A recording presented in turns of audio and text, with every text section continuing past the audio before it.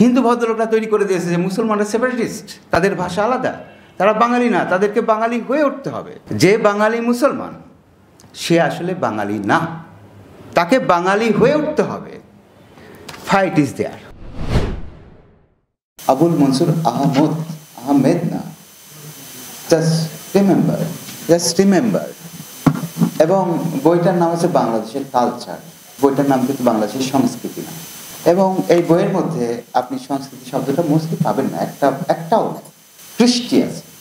আহমদকে আমরা যে অবিচার করতেছি আজকে, সেটা হলো যে আমরা একটা বাজার বসিয়েছি। আমার মনে হলো যে একজন ক্রিটিক, ফিরোজ হতে পারে, কাইম ভাই হতে পারে, অন্য কেউ হতে পারে, সে বইটা ক্লোজলি পাঠ করবে, আলোচনা করবে। একজন সভাপতি থাকতে পারে, আরেকজন আলোচক থাকতে পারে। কিন্তু এখানে হচ্ছে যে আমরা ওনার প্রতি ইনজাস্টিস করলাম একভাবে, যে অনেক লোক আসছি, অনেক কথা বলছি, কিন্তু আসলে কোনো কথাই আসলে আহমদকে নিয়ে বলা হচ্ছে না, তার পলিটিক্সটা বলা হচ্ছে না। ওনার পলিটিক্সটা কী ছিল? উনি ধরেন যে এই যে কালচার শব্দটাই বললাম, এই বইটার নাম কেন বাংলাদেশের কালচারকে, যেটা পাক বাংলার কালচার ছিল, কেন বাংলাদেশের কালচার, কেন বাংলাদেশের সংস্কৃতি না? হয় আপনি কি জানেন? কৃষ্টি বইয়ের মধ্যে অসংখ্যবার রেফারেন্স পাবেন, কৃষ্টি, কালচার পাবেন না। কেন?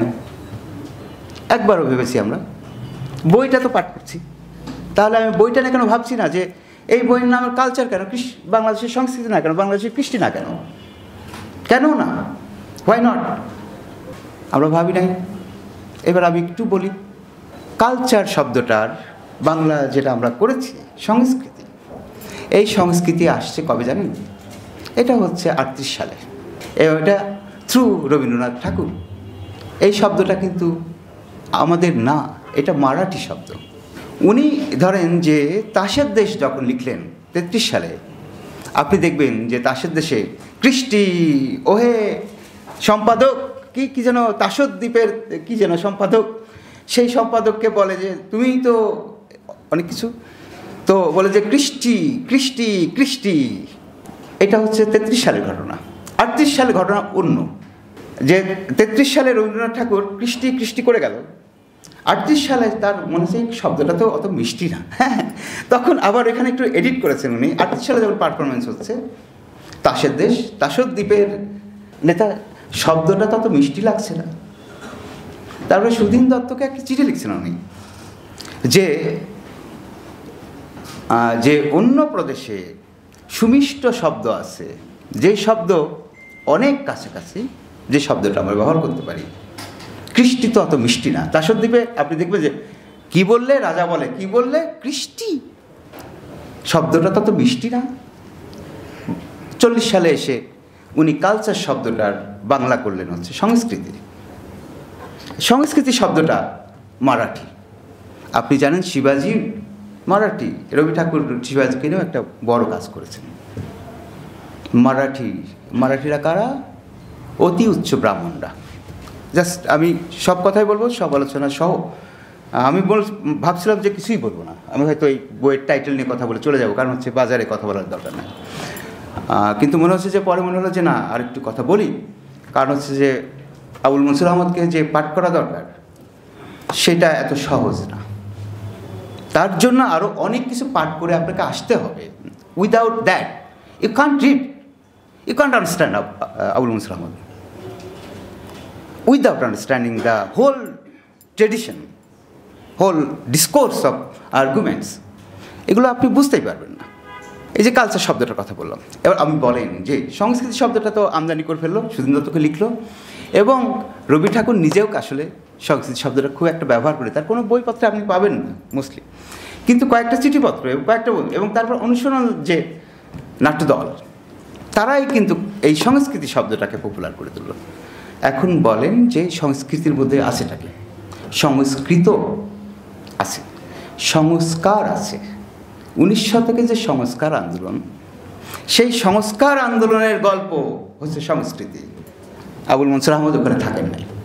বুঝতে পারছেন যে এই শব্দটার মধ্যে খেলাটা চলে গেছে, যে আবুল মনসুর আহমদ সংস্কারের যে এই যে যে হিন্দু সংস্কার আন্দোলন যেটা শুরু হলো, তারপরে মুসলমানদের সংস্কার আন্দোলন শুরু হলো, উনি ওখানে থাকেন না, উনি জাস্ট যে শব্দটা ইউরোপ থেকে আসছে, ইংল্যান্ড থেকে আসছে বলতে সেই শব্দটাই রেখে দিয়েছেন। আচ্ছা, এখানেও একটা রোমান্টিসিজম আছে আমি জানি। এখন ম্যাথু আর্নল্ডের একটা বই আপনি পাবেন 1869 সালে বা 59 সালে বা 69 সালে, যে কালচার অ্যান্ড অ্যানার্কি। অ্যানার্কি মানে কি আপনাকে সবাই বলেন না একটু? অ্যানার্কি মানে কি? অ্যানার্কি মানেটা কি আপনাকে আমাকে একটু বলেন। এই ভুল তত্ত্বটাই তো আপনারা জেনেছেন। অ্যানার্ক মানে হলো যে against the hierarchy, against the structure. Matthew Arnold একটা বই লিখলেন যে কালচার অ্যান্ড অ্যানার্কি। তো এই বইয়ে প্রথম কালচার শব্দটা একটা খুব অনুভূতি, আবেগ, নানান কিছুর এলিমেন্ট হয়ে উঠল কালচার শব্দটা, এবং অ্যানার্কি শব্দটাকে উনি বিতাড়িত করে ফেললেন, পরাজিত করে ফেললেন। এবং কালচার কারা রক্ষা করবে? মনোপলি ক্যাপিটালিস্টরা। মনোপলি ক্যাপিটালিস্টরা কালচার রক্ষা করবেন, এবং সেই কালচারের সফিস্টিকেটেড অনুভূতিগুলো, এই যে কালচারের ধারণাটা তৈরি হলো, শব্দটা কেন সংস্কারের সাথে সম্পর্কিত এটা তো আমাদের বুঝতে হবে। যে why Abul Mansur Ahmad didn't wrote সংস্কৃতি, but he took the original word culture. কারণ এটাই যে সংস্কারের ওই গল্পের সাথে উনি থাকতে চান। আচ্ছা, আবুল মনসুর আহমদ আসলে কী বলতে চেয়েছিলেন? পুরো বইটা যদি আপনি পাঠ করেন, এটা অসাধারণ পাঠ, এবং আমার ধারণা যে খুব নিবিড় পাঠ দরকার এবং গভীর পাঠ দরকার। উনি কি বলতে চাচ্ছেন, লজিকটা কি? এই যে পাক বাংলার কালচার পরে আবার উনি বাংলাদেশের কালচার বললেন, এবং এই লজিক অবশ্যই ঠিক আছে, কিন্তু কেন ঠিক আছে এবং আজকে কেন এটা এত বেশি প্রাসঙ্গিক? ধরেন শব্দটা যাই হোক না কেন, শব্দ যেখানেই যাক না কেন, কৃষ্টি পরাজিত হয়ে গেছে। যেমন আমার ওই লেখাটা, ওই প্রবন্ধটা, যে কেন বাউল এত রাজত্ব তৈরি হলো বাউলের, ফকির কেন হারাই গেল, ফকির কেন নাই? এবং লালনকেও আমরা তো ফকির হিসেবে চিনি না, তাকে চিনি বাউল হিসেবে। Why not? এই কালচার শব্দটার ইতিহাস যদি আমরা দেখি 19 শতক থেকে, দ্যাট ইজ দ্য রিজন। কারণ বঙ্কিমও কিছু কথা লিখেছে কালচার নিয়ে, এবং উনি ভাবতেছে এটা ধর্মতত্ত্বের বিরুদ্ধে ভেবেছেন। উনি কালচারকে যে ম্যাথু আর্নল্ড ভাবতে পারে ওইভাবে, কিন্তু আমরা তো অনেক আগে থেকেই ভাবছি আমাদের ধর্মের মধ্যে অনুশীলন। সেই অনুশীলনই পরের অনুশীলন হচ্ছে নাট্যদল। ইতিহাস কিন্তু অনেক জটিল, ফলে আমাদের যখন পাঠ করি ওই জটিলতা সহ পাঠ করা দরকার। আবুল মনসুর আহমদকে মুসলিম সেপারেটিস্ট ভাবা হয়। উনি কিন্তু আর্গুমেন্টটা ফর্ম করেছেন যে সেপারেটিজমের ধারণাটা তো সে তৈরি করে, হিন্দু ভদ্রলোকরা তৈরি করে দিয়েছে যে মুসলমানরা সেপারেটিস্ট, তাদের ভাষা আলাদা, তারা বাঙালি না, তাদেরকে বাঙালি হয়ে উঠতে হবে। এই যে আমি একটু আগেই লিখে রাখছি, বোধহয় ছায়ানটে দেখতে পাবেন আপনারা, বিশ্ব মানব হবি যদি সবার আগে মানুষ কি বাঙালি হয়। তো এই যে বাঙালি হয়ে উঠতে হবে আপনাকে, যে বাঙালি মুসলমান সে আসলে বাঙালি না, তাকে বাঙালি হয়ে উঠতে হবে। Fight is there. উনি বলতেছেন যে বাংলা ভাষা আমরা তৈরি করেছি, তোমরা না। বাংলা সাহিত্য আমরা তৈরি করেছি, বাংলা সাহিত্যের ভিত্তি আমরা তৈরি করেছি, তোমরা না। তাহলে তুমি আমাকে বাঙালিই বলবা না, আমাকে মুসলমান সেপারেটিস্ট বলে ফেলবা। এটা কীভাবে সম্ভব? যুদ্ধটা তো আসলে কলকাতার সাথে, পুরো যুদ্ধটা আসলে কলকাতার সাথে, কলকাতার এগেইনস্ট ডমিনেন্স অফ কলকাতা।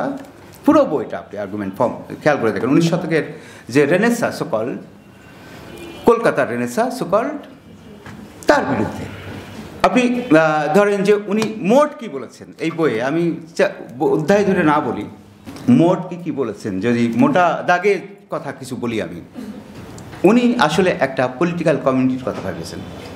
অবশ্যই এটা লিনিজেস অফ পলিটিক্যাল হিস্ট্রি, যেটা পার্থ চ্যাটার্জির ওখানে যে আর্গুমেন্ট পলিটিক্যাল কমিউনিটির ধারণা, সেই ধারণা উনি বলেন নাই। উনি ওনার মতো একটা পলিটিক্যাল কমিউনিটির ধারণা বলেছেন, এবং সে বলেছেন যে এই পলিটিক্যাল কমিউনিটি আসলে লম্বা সময়ের ইতিহাসের মধ্যে দিয়ে তৈরি হয়েছে। বাঙালি মুসলমান কারা? আমরা তো এই ইতিহাস জেনে আসছি যে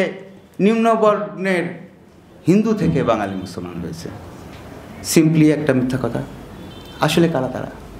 এটা হচ্ছে দ্রাবিড় মানুষ, যারা হচ্ছে মহেঞ্জোদারো হরপ্পার। এই বই পাবেন আপনি। মহেঞ্জোদারো হরপ্পার লোকরা ব্রাহ্মণিজমের এগেইনস্টে ছিল, মারাঠিদের এগেইনস্টে ছিল। মহেঞ্জোদারো হরপ্পার লোকরা যখন মহেঞ্জোদারো হরপ্পা ধ্বংস হয়েছে, যেটা হরপ্পান সিভিলাইজেশন বলা হয়, 5000 বছর আগে ধ্বংস হয়েছে, সেই মানুষগুলো কোথায় গিয়েছিল? সেই মানুষগুলোই আমরা। এবং সেই মানুষগুলো তারপরে বুদ্ধিস্ট ট্রেডিশনে গেছে, এবং সেই বুদ্ধিস্ট ট্রেডিশনের মানুষগুলো মুসলিম হয়েছে। বুদ্ধিস্ট ট্রেডিশন মুসলিম কবে হয়েছে? ধন্যবাদ। তাহলে আলোচনা পরে হবে। Thank you.